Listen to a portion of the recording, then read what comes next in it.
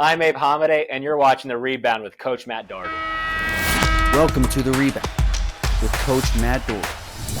Welcome to The Rebound. I am Matt Doherty, and I'll be your host. On this show, we explore remarkable rebound stories of resilience and recovery. We highlight the leadership qualities that emerge in the face of life's toughest challenges, revealing the strength and determination within individuals that inspire us all. With me today is someone who has taken on election fraud and faced backlash from the media, yet continues to thrive by demonstrating toughness and grit. His name is Abe Hamadeh. Abe served in the U.S. Army. He was a prosecutor in Maricopa County, Arizona. He ran for attorney general before turning 30 years old, the son of immigrants that fled Syria and Venezuela.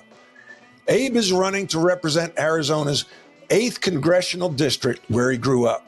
Securing the southern border and ensuring election integrity are at the core of his platform. Abe is a pro-Israel, Arab American. He's in the middle of a heated race, but he takes the time to join us today. Abe, welcome to The Rebound, and thank you for being on the show. Thank you, Coach, for having me on. Tell us what's going on in your world right now. How do you find the time to do anything but run for your election? Well, this is a part of it, right? We're reaching out the voters, and I'm fighting the billionaires, Coach. I'm fighting so much of the establishment and their special interests, but I'm proud to be the only candidate in this race endorsed by President Donald Trump. I mean, that man, he has taken them all on, and he's really an inspiration to so many Americans to fight for the America we love that they stole from us. And, I was just at a meeting earlier today, just meeting with about 10 to 12 Christian women, and they prayed over me. And, so many people have this feeling right now that our country is on the brink of collapse, and it's easy to see why they feel that way. And it's because we're being led by left-wing lunatics with the Biden administration, and our borders completely open, and it doesn't take a genius to solve these problems. President Trump, showed us how quickly he was able to secure our border. Every single president talked about peace in the Middle East, and yet here he's the only one who did it. He got the Abraham Accords, and never gets any credit for that. So, and I talked to so many of the senior citizens because my district has a highest number of senior citizens in the state, and they can't afford our country anymore. I mean, if you look at grocery prices are through the roof, and they're on fixed incomes like Social Security, and they see these illegal immigrants get benefits and getting checks and free healthcare. It's really feels like we're living in a nightmare. And I know how it feels. That I sympathize with the voters because, I am the son of immigrants. We were on food stamps at one point, Coach. I know what it feels like to skip a meal. And luckily my family attained the American dream, and I'm trying to give back. And, we've got a big challenge on our hands. And I think it's to take a new generation of leaders to fight for the America we love. There's a lot to unpack, a lot I want to ask you in a short period of time. How did you get Trump's endorsement?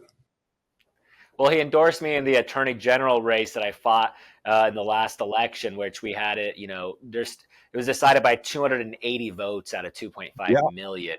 And there's 9,000 uncounted ballots. And I think President Trump sees in me a warrior. And I have Kari Lake's endorsement. The America First movement, we have to stick together.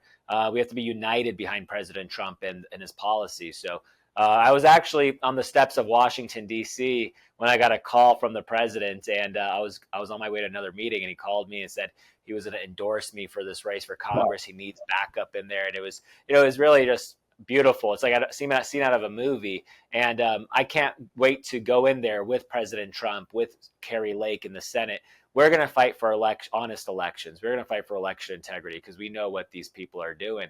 And I'm just blessed to be in this position. I can't wait to join President Trump in this fight to save our country. I love talking about leadership. You served in the military. You're on Trump's team. What does that feel like to be able to fight for a cause and be on a team? And why follow Trump? Yeah, that's a great question, Coach. I served overseas in the Army for 14 months in Saudi Arabia under both President Trump and Biden. So I kind of saw leadership firsthand. When I was out there, I did see the Abraham Accords getting signed with all these countries in the Middle East making peace with Israel. But I also saw something interesting. We were getting missiles fired at us from the Houthis in Yemen, and President Trump decided to classify them as a foreign terrorist organization. But within a few weeks of Biden taking office, he decided to delist them as a foreign terrorist organization, which I thought was very odd, Coach. I mean, they were still firing missiles at us. And then within the first week, his new Secretary of Defense, General Lloyd Austin, he decided to put a stand down order for all military serving overseas and domestically, that we had to go take lessons on the rise of right-wing extremism and white supremacy. It was just so bizarre, right? I mean, the military is filled with, it doesn't matter what race you are, doesn't matter your socioeconomic status, you're all there wearing the same uniform with that American flag on your shoulder sleeve. And it just seemed to me like it was so orchestrated. And, in the media, I mean, the media is such a joke. They've called me names like a white supremacist, and you just have to laugh at them, right? But the leadership qualities that I see, when I came back from my overseas deployment, that's when I decided to run for Attorney General the last time, because I said I no longer recognize my country, and I feel it's my duty. And I feel that's the same way running for Congress as well. Your parents escaped some rough places, Syria, Yeah. Venezuela. They escaped to come to America to be free. And now, what do they say? What do they see that's changing right before our eyes in this country? What hasn't changed, really? And for them, they came in the 80s, and you're right, they escaped places like Syria, family from Venezuela. They had to flee to Aruba after Chavez nationalized everything. I mean, they witnessed communism. That's what it is. It's Marxism, communism. And it's hard to explain to people, what is happening, right? Why are these college campuses flying the LGBTQ flag along with the Hamas flag? Because it seems very contradictory. Well, what's happening is Marxism. The Marxists are using the college campuses as their indoctrination camps. They're using the media as their propaganda arm. And then they're using radical Islamists, Antifa, and BLM as their military wing. And you combine all of that, this is a recipe for disaster. So, my parents are 100% behind President Trump. I mean, they love him. They were at Mar-a-Lago with me a few months ago. And it's because President Trump, what he's fighting for is exactly what I'm fighting for, common sense. I mean, we are living in a crazy world, it seems like, Coach. And it seems like the ones who are using their heads are the ones who the media goes after the most. So, my parents, I actually think a lot of immigrants who came to this country have fled places like that. I think they make better Americans than even people who are born here, because they kind of understand what's at stake if we lose our country. And this is why we're fighting for it. I agree with that. Let's go to break. And when we come back, Abe is going to discuss the most important rebound of his life. OMJ Clothing is an elite men's clothing store that provides a vast array of spectacular brands of men's lifestyle apparel for every day. Elevate your business upscale casual at OMJ. Success comes from standing out. The Rebound is sponsored by Sector Spider ETFs, a unique family of exchange-traded funds that divide the S&P 500 into 11 sector index funds. You can buy just the sectors you like or customize the S&P 500 by weighting the 11 sectors to meet your financial objective. Please visit them on the web at sectorspiders.com. That's sector, SPDRS.com. Alps Portfolio Solutions Distributor, a registered broker-dealer, is the distributor for the Select Sector Spider Trust. Abe, tell us about the most significant rebound in your life. Yeah, I know it's hard to just name one. I feel like my entire life story is of one of an underdog and underestimated. But truly, I think, what I went through in the last election, Coach, having a race decided by 280 out of 2.5 million with 9,000 uncounted ballots, the closest race in Arizona history, one of the closest races in our country's history. And during a time period where talking about any type of stolen elections can get you canceled, right? It really takes a type of mental fortitude. I remember so many people coming at me, I was at my lowest of the lows, and they're saying, "Oh, Abe, just fight another day," or whatever. And I was just saying, I didn't know how I was going to get the money to fight these lawsuits or anything. And me and Kari Lake, we talked. I know Steve Bannon and I talked even. And luckily, it just, something happened actually. Before we were down by 280 votes, Coach, we were down by 511 before the recount. And by the time we went to our trial, there was a recount ongoing and we didn't know the results. And after the trial, we had no evidence because the government withheld the evidence from us, and that's why we're still in the lawsuits. Believe it or not, the government was holding all this information. And I'm a former prosecutor for Maricopa County, so I kind of know what is right and what's wrong. Why would you withhold the information about the provisional ballots? We had no idea there was 9,000 ballots that were not counted that were 75% Republican. And wait, repeat that. There's still 9,000 ballots that haven't been counted in a community that is 70+% Republican. Correct, because they all voted on election day, and they were overwhelmingly Republican voters. And we have all the evidence. It's so funny. They always say you have no evidence. You have no evidence. Well, we didn't have the evidence back then because they withheld it from us. And you would think the courts would be angry at the government officials who withheld that. But look, I'm still being dragged out in the courts almost 2 years later. Why? Because I think they're having a hard time grappling that I won that race. And I don't know if they thought it was offensive that I was such a young man running for such a high position, but I think such a time as this calls for that. But anyway, after that trial, which, the judge dismissed, the recount results came out a week after. And I was getting calls from a whistleblower in a different county telling me, hey, there's going to be a huge discrepancy in our county. And I said, well, that's kind of odd. Like, usually there's not that much discrepancies in recounts. He said, well, the machines were not counting your race correctly. And I'm like, well, that seems like a big deal. It's ES&S machines. And for it to go from 511, Coach, to 280, a deficit, that's a huge swing in one direction. And something in me was saying, Abe, you have to fight this. Right. And I was able to get all these attorneys who are brave, because, right now it's tough to fight these challenges in the legal system because they try to disbar you and sanction you, which we have both. So this entire period of time, we've talked to these veterans who didn't have their votes counted. They served our country for 30 years and their votes didn't get counted because they were canceling people's registrations from different counties. It was such a unique time. And honestly, I learned a lot. And people ask me this all the time, Coach. They say, are you sad about what happened in 2022, Abe? And I say, in many ways, I'm not sad for what they did to me. I'm sad for what they did to Arizona. Mm-hmm. But they gave me decades of knowledge in a condensed 1 year period of time. I know who the phonies are and I know who the crooks are, and time is on my side. I'm going to take them down. You remind me of a quote. One of my favorite quotes of leadership is that Nelson Mandela said, I never lose. I either win or I learn. I love it. And I'm getting goosebumps talking about it, man. You've battled. And the thing that I always like to know, besides yourself and the true grit that you have, who is there for you? Who are the encouragers? I talk about we need personal board of directors. We need, financial board, spiritual board, but we need truth tellers, people that tell us, like, help us be self-aware, but we also need encouragers. We need cheerleaders, and it can't just be mom and dad. Who was your major supporter to help you get through and continue to get through that?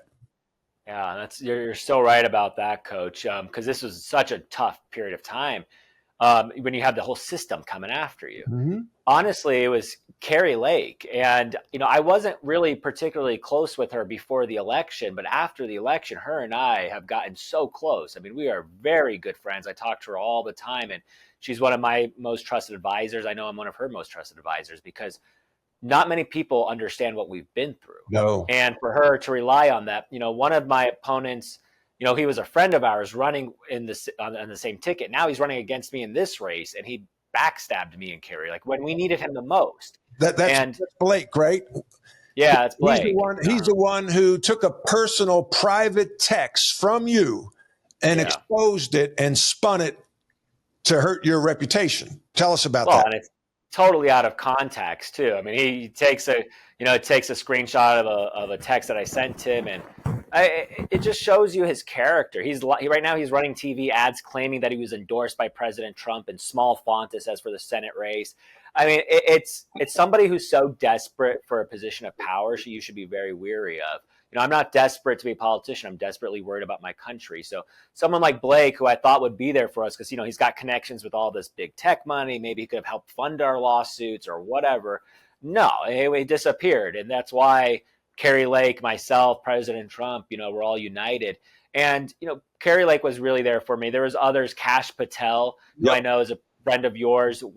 He was always talking to me on the phone. Bernie Carrick from the former New York Police Department commissioner, amazing man. Rick Grinnell, the former ambassador to Germany. During this period of time, you start to understand, you're exactly right, who are your friends and who are the people who are just there with you during your success.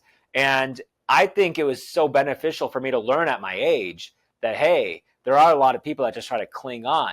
And now my board of directors, as you like to say, I love that, is so tight. It might be like 5 to 10 people.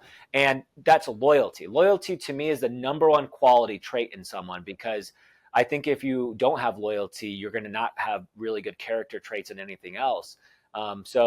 It's really, I've been blessed to have been surrounded by some good people who have gotten me through this time. And honestly, I've only come out stronger and wiser. And I'm excited to be in this fight. How old are you now? 33. So you're considered a millennial, correct? Yes. You're not the typical millennial. Where did this grit, determination, fight, work ethic, gumption, patriotism, where did it come from? I think it's probably come from my parents, my family. I always look at, what I'm doing. I say, it's actually, I don't think it's as difficult as someone who are immigrants who don't know the language of the country, who are trying to get an apartment, they had no money. We were on food stamps at one point, and, we had to skip a meal, and for them to have children that they had to raise, and, just amazing story to overcome. And I look at that challenge. I say what I'm doing is easy compared to that in some ways. But I've always felt like I've been an older man in a young person body, truly. So I felt like trapped in it. And anybody who wants to run for politics, I highly recommend it because it's so liberating. I tell people all the time, I feel like a 90-year-old man that I don't know if I'm going to wake up tomorrow. So I just speak the truth. And that's what this is all about. This life is temporary. Our souls are eternal. And you got to fight for what's right, and can't be, you have to be resilient. The military definitely allowed me, as an intelligence officer in the military, it made you think like the enemy. You have to think differently. You have to, always have steps ahead. So I think that's always been helpful to how I've approached this, because you're right, Coach. I mean, in the last race for AG, it's not like that was a walk in the park either. I mean, I took on a former Supreme Court justice. I took the heiress to the Ping Golf dynasty. I took another real estate mogul. It was 5 candidates, and I defeated all of them. And, a lot of them are well qualified. In this race, I'm fighting not only Blake, who's the right hand to a billionaire, a big tech billionaire. I'm also fighting the Arizona Speaker of the House, which, by the way, Coach, his family is part owners in the Runbeck mail-in ballot company. So I can never escape elections. And then I'm also fighting I'm running against a former congressman for the area. So I'm running against tough opponents, but I never look at that and say, oh, that's, why is this happening to me? I always use that as an opportunity to learn. Like you just said, you either win or you learn, but we're going to win this race. And I'm blessed to have opponents that I could fight and make me stronger. This is a question that I've asked before and pondered. My background is sports, and in the NBA, they have salary caps that you can only spend so much money to make sure that there is some competitive level playing field. And we obviously know that's not always the case because a location like Phoenix, the Phoenix Suns, how come there's not a salary cap, a spending cap in politics? Because the person with the most money shouldn't win. Lincoln would not have become president back in the day because he was a poor man who grew up in Kentucky. You're exactly right. I mean, I'm learning it, and especially the federal campaign law is even more strict than, say, state, right? And the last race, I was able to have some of my family help me out. And this race is very difficult. You have to create a super PAC, and then you can't communicate with them. But then I'm fighting a billionaire, right, or billionaire's right hand who could just dump this much money. And it really does. And I'm just blessed to be in the position where my family does come from success. to be able to fight, with and Trump is the greatest equalizer in politics, by the way. He could really neutralize so much of that wealth. But, I agree with you. It's a problem. And, your basketball connection, my brother-in-law is actually an NBA champion, coach, another part of the American dream story. He played on the San Antonio Spurs in the 2014 Jeff Ayers. He played over there with Greg Popovich. So amazing brother-in-law. He's been there with me the whole time. Another part of my board of directors, actually. And, and he's actually the one person who can also relate to what I'm going through. When you have the spotlight and, he was there for me at the Trump rallies, it's really interesting to be able to relate with that with a family member like my brother-in-law. And I'm blessed to have him. In leadership, we call it isolation relief. You having Kari Lake to talk with, and you could relate. You and your brother-in-law, Jeff Ayers, to be able to relate, because it's lonely at the top, and people look at it and say, oh, that's pretty cool. I'd love to be in his shoes. And, but they don't understand what you're going through and what your family goes through. And if you have, children, it's very difficult. We have a couple minutes. Abe, what is the question that I should have asked that I did not? Well, I think, is there any hope for our country, right? And I think so many people, I keep hearing that on the campaign trail. And I want people to understand that it's up to all of us to save the America that we remember. And I don't want to use this opportunity as like, oh, it's so miserable. We can't be as miserable as the left. If you look at them, these people, they got blue hair. They don't know what gender they are. They're always screaming at the top of their lungs. They're not scary people. They're truly not. We just got to find each other, motivate each other, help each other out, and stick with each other, shoulder to shoulder. We will get through this dark period of time. It is very dark. And I truly believe that when the history of our country is written down, I think it's going to be written down that men and women like us have rose to the occasion. This is a 1776 type of moment in many ways it's up to us to rescue our country that's been taken away from us and hijacked by these lunatics. And we are so much more powerful than they can ever even imagine. We outnumber them, we outsmart them, and it's going to take all of us. And I'm just blessed to be able to represent so many Americans in Washington, D.C. What's crazy is here, Israel, they were the ones on the receiving end of a terrorist attack. 1,200 people were brutally massacred. And to have this idea that these college campuses are indoctrinating them to hate a country like Israel, which is, by the way, multicultural. I've been there. There's Druze, there's Muslims, there's, Bedouins. It's very diverse, and that they represent so much. It's so unacceptable. And, this is something I worry about too, Coach, is that the left seems to be abandoning our allies and emboldening our enemies. It's a very dangerous situation that our country faces. Well, Abe, I could talk forever and hear you talk forever, because you're a terrific leader. Our future is in great hands because you're a young man with a bright future, and we need leaders like you. Thank you for joining us today and sharing your Rebound story. Thank you, Coach. Leadership is a learned behavior. We all lead in some way, shape, or form. We all deal with adversity. And when you do, I challenge you to rebound. I challenge you to learn and grow. If you'd like to contact me, you can reach me at dohertycoaching.com. That's DOHERTY.com. Thanks for tuning in.